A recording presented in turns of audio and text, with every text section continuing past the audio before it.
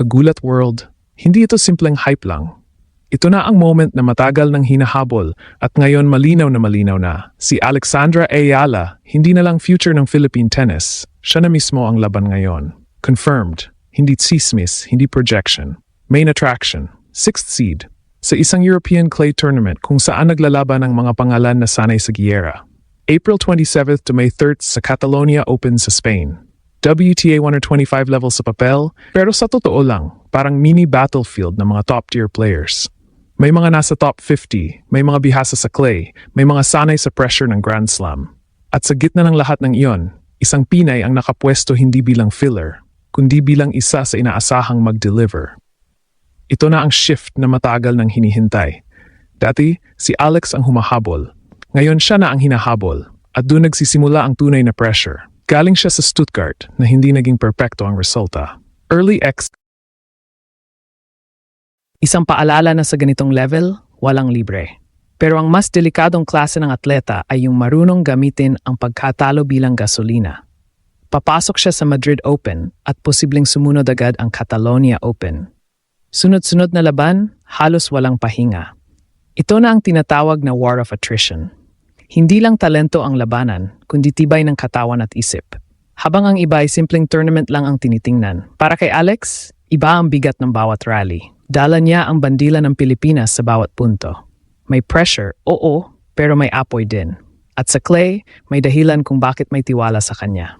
Left-handed baseline game, heavy topspin, diskarte kaysa raw power. Hindi siya basta umaatake, pinag-iisip niya ang kalaban, pinapagod-god, saka pinapatamaan. Parang chess na may kasamang suntok. Hindi siya bisita sa ganitong surface. Hinubog siya sa ganitong klase ng laban. Pero ngayon, iba na ang tanong. Hindi na kung kaya niyang makipagsabayan. Ang tanong ay kung kaya na ba niyang manalo bilang inaasahan. Bilang 6th seed, hindi ka lang kasali. Ikaw ang target. Ang mga unseeded, lalabanan ka na parang finals. Wala silang pressure, samantalang ikaw may reputasyon na pinoprotektahan. Sa clay, hindi sapat ang isang magandang tira. Kailangan pa ulit-ulit mong gawin ng walang sablay. Isang maling desisyon lang, pwedeng mag-collapse ang buong set. Dito papasok ang pinakamahalagang test, consistency.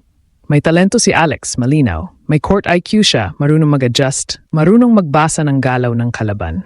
Pero ang clay hindi lang tungkol sa galing, ito ay tungkol sa tiyaga. Kung sino ang mas matibay, siya ang mananatili. At ang naging karanasan niya sa Stuttgart ay pwedeng maging turning point kung gagamitin niya ito ng tama. Dahil ang tunay na elite players, hindi sinusukat sa dami ng panalo, kundi sa paraan ng kanilang pagbangon mula sa pagkatalo. Kapag inilagay mo ito sa mas malaking larawan, mas lalong lumalalim ang kahulugan ng tournament na ito.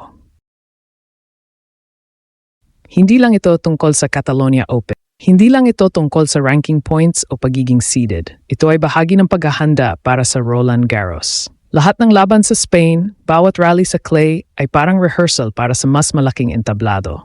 Habang ang iba ay nakatuon sa kasalukuyang torneo, si Alex ay tila nagtatayo ng mas malaking plano. Pero may panganib sa ganitong mindset. Kapag masyadong nakatok sa hinaharap, pwedeng mawala ang focus sa kasalukuyan.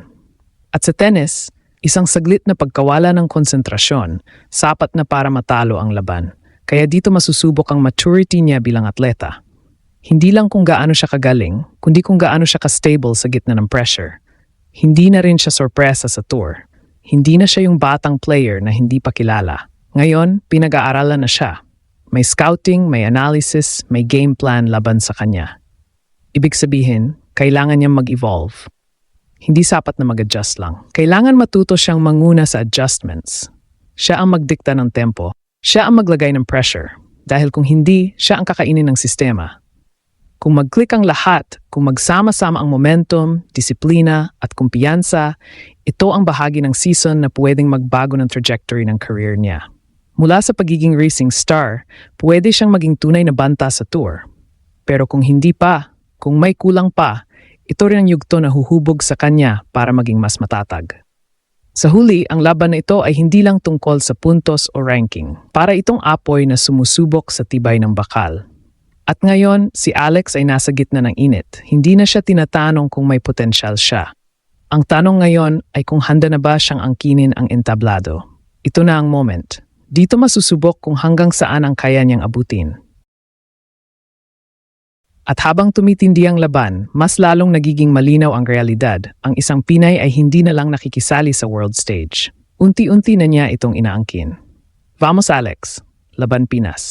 Ginulat ang mundo ang patuloy na pag-angat ni Alex sa world tennis scene nang kumpirmahin ang kanyang spot sa main draw ng Catalonia Open Solgirones 2026. Ito ay isang WTA 125 tournament na gaganapin mula April 27 hanggang May 30 sa La Bisbal d'Empordà, Girona, Catalonia region ng Spain.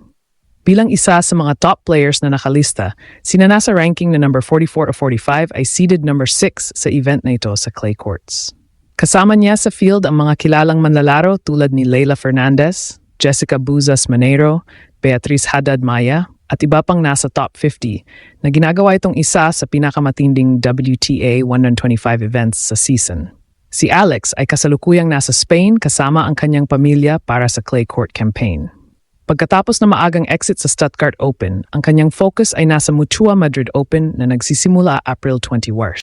Ang Catalonia Open ay nagsisilbing flexible backup o karagdagang pagkakataon para sa kanya upang makapag-accumulate ng ranking points at mag-build ng momentum habang naghahanda para sa Roland Garros 2026, kung saan siya ay nakapasok na rin sa main draw para sa pangalawang sunod na taon.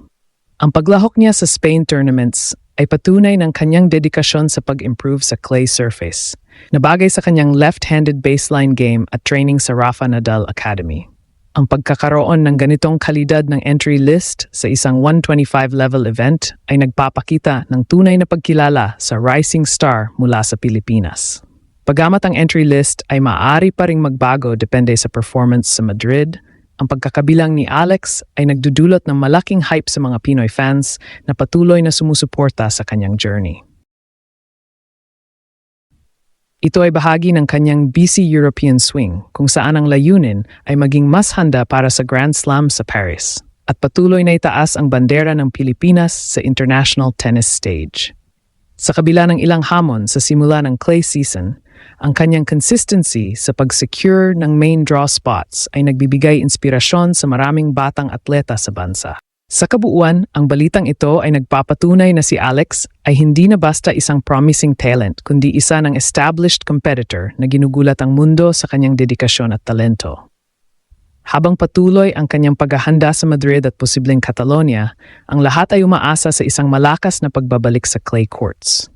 Isang hakbang pa rin ito patungo sa mas malalaking tagumpay at ang buong Pilipinas ay nasa likod niya sa bawat rally at laban. Vamos Alex!